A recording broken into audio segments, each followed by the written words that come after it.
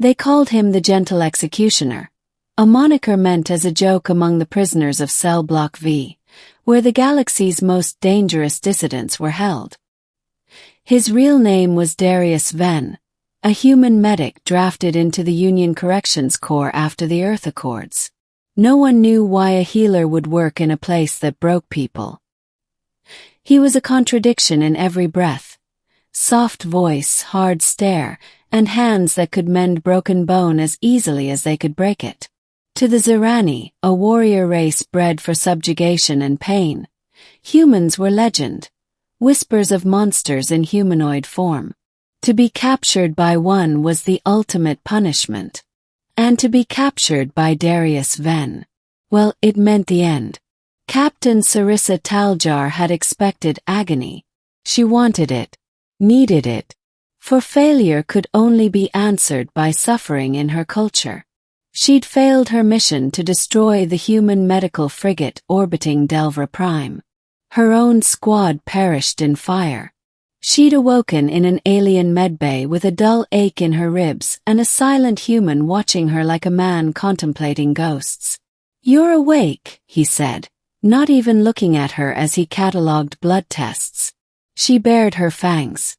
"Torture me and be done with it, human." "No," Darius said without inflection. "You're under my care." She blinked. Care. Middle. Her cell was warm. Blankets. A mattress softer than any stone floor she'd known. Even the food, real, spiced, rich in protein, offended her sense of what imprisonment should be. Every day, Darius entered with a datapad and a soft hum on his lips. He inspected her injuries, even old scars, treating each with a reverence that infuriated her. "Why are you kind to me?" she hissed one day, teeth clenched as he ran a regenerator along her broken arm. "Because pain teaches nothing when it's all you've known," he said, gaze flicking up. "And healing is the first rebellion against cruelty." The words rattled in her ears. The Zirani taught that suffering earned absolution. But here was a human, a soft species, they used to say, who refused to play his part as torturer. "I failed in combat," she said, staring at his hands. "This dishonor must be punished. Your pity is worse. You think this is pity." Darius set the device down. "It's choice. Mercy isn't weakness." Mercy. The word felt foreign in her mouth, like trying to taste light. Weeks passed. She began to test him. Violent threats. Swipes with her claws. Snarled insults in Zyranic tongue. Each time he remained composed, absorbing her rage like sand against glass.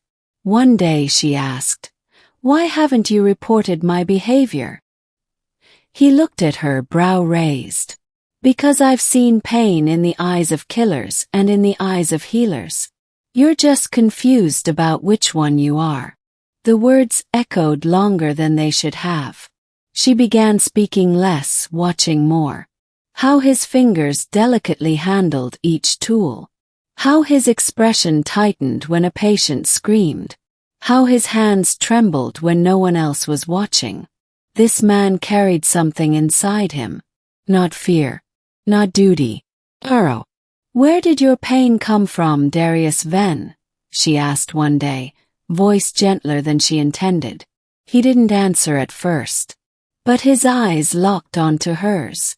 "A battlefield on Titan. I tried to save a child. I failed." There was no dramatics in his voice, just an old wound laid bare. "I killed children," she said bluntly, testing him again. "I know," he replied. "And still I treat your wounds. Because if I stop being human, then what was the point of saving anyone?" That night she sat alone, staring at her own claws. They had always been tools of destruction. But now they trembled. She dreamt of Titan and the cry of a dying child. Her body began to change. Not from the medical treatments. Those were healing her as expected. But from something deeper. Something Zirani biology had suppressed. Tenderness. Connection. When Darius brought her food now, she accepted it with thanks. When he treated her wounds, she watched him like a student observing an elder. And when she asked questions about Earth, about his people, about what it meant to be free, he always answered, never mocking her ignorance. One evening, she stood beside him after treatment, unshackled. "I want to learn to heal," she said suddenly. Darius looked up from his pad, clearly surprised. "You do?" "Yes," she whispered. "If I can hurt, I can help." He smiled for the first time in weeks. "Then let's begin with the basics." Their sessions shifted. He brought her anatomy holos, taught her how to suture, how to sterilize wounds, how to read pain in another's eyes. She listened, eager, devouring every lesson. In return, she told him about her world, not as a warrior, but as a girl once trained for war, never asked if she wanted peace. They were no longer captor and captive. They were becoming something else. Climax. Then came the order. Transfer Sarissa Taljar to interrogation. Darius found the file late at night, brows furrowed. "You're being moved," he told her, voice low. She stiffened.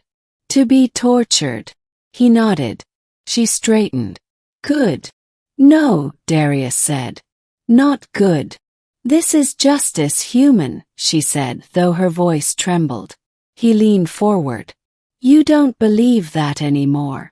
She bared her teeth. "What would you have me do? Beg?" "No. But I will." She blinked. "You." Darius nodded. "For you." He stormed the command office. Demanded a stay. Cited psychological rehabilitation, behavior shifts, experimental empathy studies. They laughed him off. "You're too close to this patient," said his superior. "She's not a patient anymore," he snapped. "She's a person." It didn't matter. The next day guards arrived. But so did Darius. And behind him, Commander Leto, a human woman with cybernetic eyes and a past filled with shadows. She had read the logs, watched the tapes, and she saw what Darius had done, not just medically but spiritually. She intervened. Sarissa would not be tortured. She would be reassigned to a rehabilitation program. One of the first Zirani in history. "You saved me," Sarissa whispered. "No," Darius said, brushing a strand of hair from her face. "You saved yourself. I just gave you a mirror." She stepped forward, pressing her brow against his, an ancient gesture of intimacy among her people. Her claws lightly touched his shoulder. "What is this feeling?" she asked, trembling. He smiled. "Pleasure." She blinked. "From what?" "From not hurting. From being seen. From knowing someone cares." Tears welled in her eyes, hot and alien and unwelcome. "Is this what your people live for?" He nodded. "Then I want more." Ending. Months passed.